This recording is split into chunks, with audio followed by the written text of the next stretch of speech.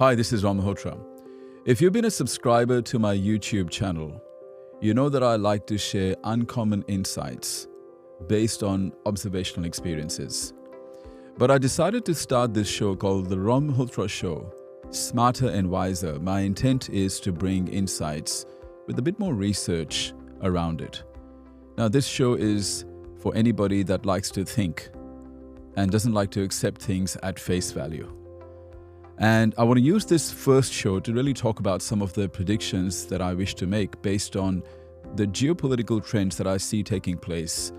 And these are just predictions, and if you've been to any of my events, you'll know that I'm not really big on making predictions per se, but I felt compelled based on what I'm seeing happening around.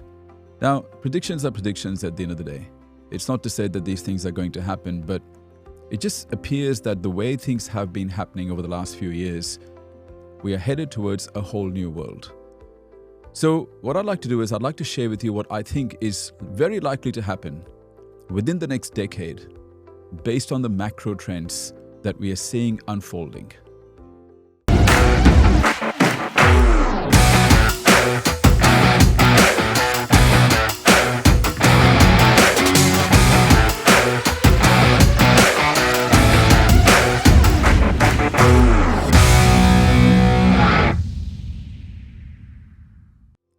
The first trend that I see unfolding is that there is a shift from academic learning towards online learning. I think if you look at our education system, traditionally the education system has been about academics. But I do see that there's going to be a massive shift in the way we are going to educate people. You see, prior to 1950, if you went to school, you would not just learn some of the basic subjects like biology or geography or chemistry or mathematics. You would actually go beyond that. You would learn a bit about philosophy, theology, and you would learn things that would cultivate wisdom in you. And I think what we're going to see is, I really strongly believe that there's going to be a shift from academic education towards skills-based education, as well as wisdom-based education. So I see that trend accelerating, and we're already seeing a lot of people who are no longer opting for formal education through the institutions, and instead they're looking at doing programs online and learning from mentors and coaches. Now, obviously there are some traditional professions where formal education is still going to be absolutely essential, but I think people are becoming a lot more discerning and starting to ask themselves, is there any point me having formal education in an area that I'm not really going to use in my career? We're also seeing that a lot of people are shifting careers every few years. You know, the whole concept of working in a job for 1, 2, 3, 4 decades, I think it's outdated now. I think a lot of people are changing careers every sort of 3 to 7 years. And I think we're going to see more of that happening in the future. So that's prediction number one. I feel that there's going to be a shift from the type of learning that we've had in schools and institutions in the past to a whole new type of learning where people are going to crave skills-based education that is very precise and also wisdom-based learning. The second shift that I see happening is that there's going to be a new era of surveillance and cybersecurity. I very strongly believe that majority of the governments right now are wanting more control over their citizens. And I think this comes from this whole premise that right now the world is overpopulated, and that the only way we can have a more sustainable planet is by having more means of control. And I think a lot of that control is going to come in the form of cybersecurity and in the form of increased surveillance.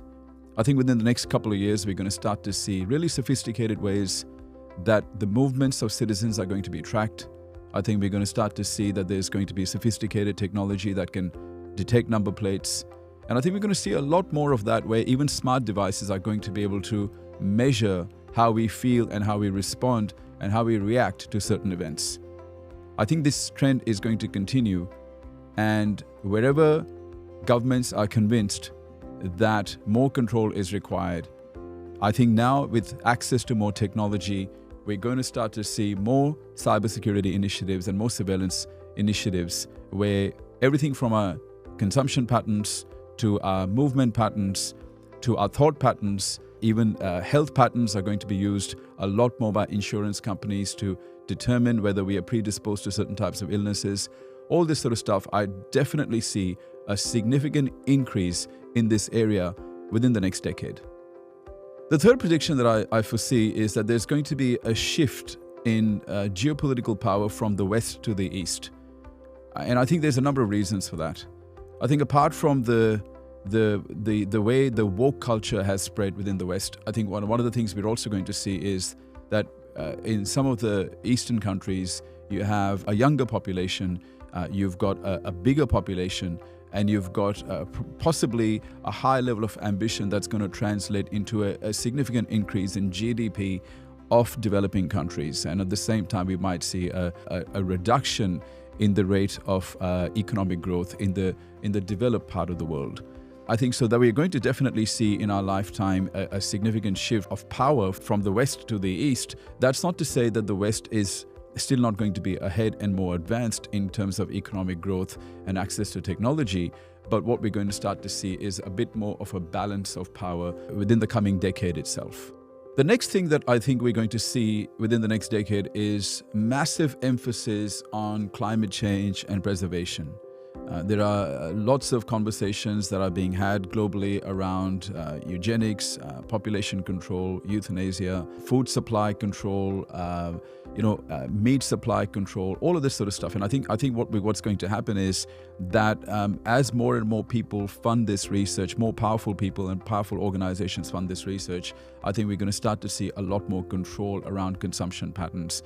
And I think what's going to happen is that we are possibly heading towards a situation where imagine, every time you make a purchase, every time you buy something to eat, every time you buy something to wear, every time you put petrol or you travel internationally or locally, that there is going to be an individual carbon footprint that's going to be allocated.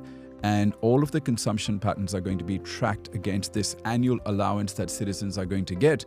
And so what's going to happen is through a system of rewards and penalties, people are going to be incentivized or disincentivized to spend money in a certain way, all in the name of climate change. Now, whether this is good or not, I'm not going to comment on that. That's obviously up to you to decide, but I just want you to be aware of the fact that I think that this is where the world is headed. I think that you're probably already starting to hear about a lot of the conversations about climate change in the mainstream media. There are a lot of powerful individuals and academics and experts and scientists who are convinced that we are heading towards a global catastrophe if we do not do something to control how the climate is changing. So I think we're going to see a lot more of that within the next decade. The next big change I think that we're going to see within the next decade is transport. Apart from 15 and 20-minute smart cities, which are going to aim to incentivize businesses to remain within their local area and incentivize citizens to shop within their local area, I think what we're also going to see is better transport, obviously a move towards electrical vehicles, more subscription type of services where people are going to be moving around in sort of pooled cars rather than just driving long distances in their own cars. I think we're going to start to see, at the moment, the car prices globally are going up. I think what we're going to see is that the vehicles that have combustion engine technology, I think what we're going to start to see is eventually within the next decade, a significant drop in value as the electric vehicles become more mainstream. And I really think that we are also going to have less petrol cars, obviously, because of that. It'll be interesting to see how these things play out within the next decade. Another change, I think, which is very likely to happen is a new financial system, a combination of a central bank digital currency system combined with a social credit system.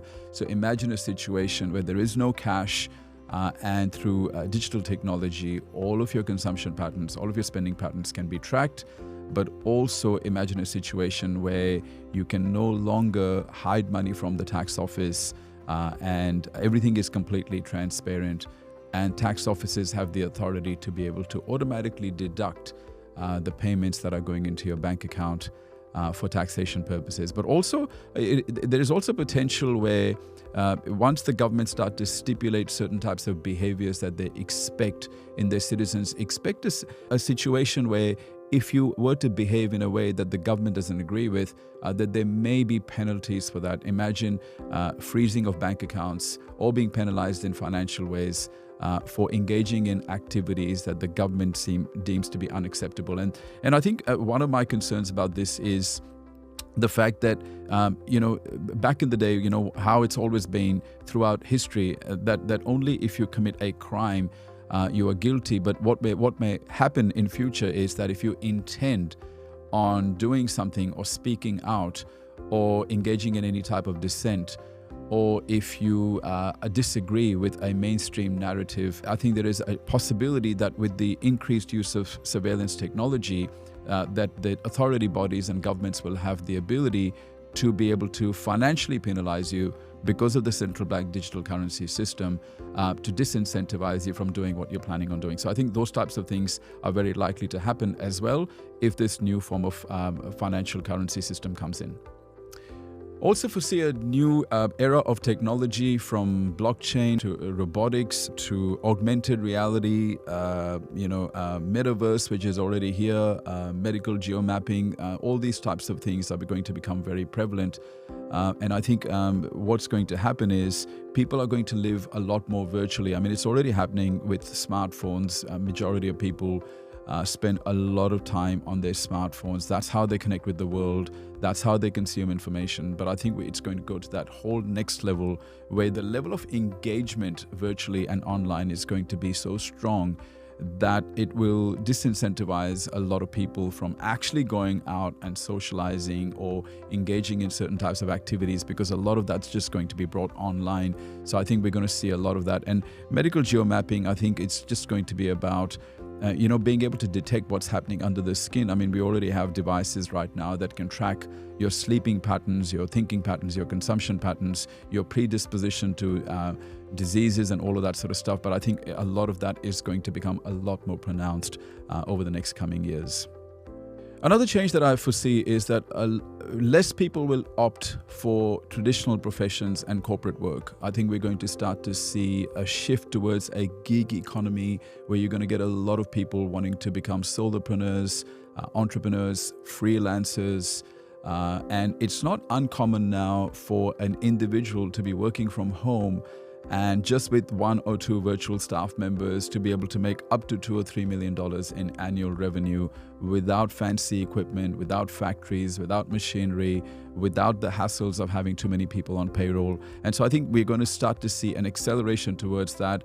Already Gallup polls are indicating that the vast majority of people are disengaged at work. They're not happy. So what we're going to start to see is more and more people opting for that work and life balance.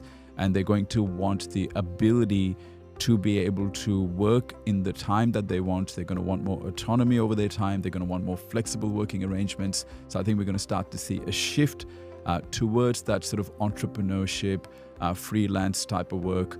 And so a lot of people are going to opt out of corporate work and instead choose this type of work where they can work from home or they can work from anywhere they want.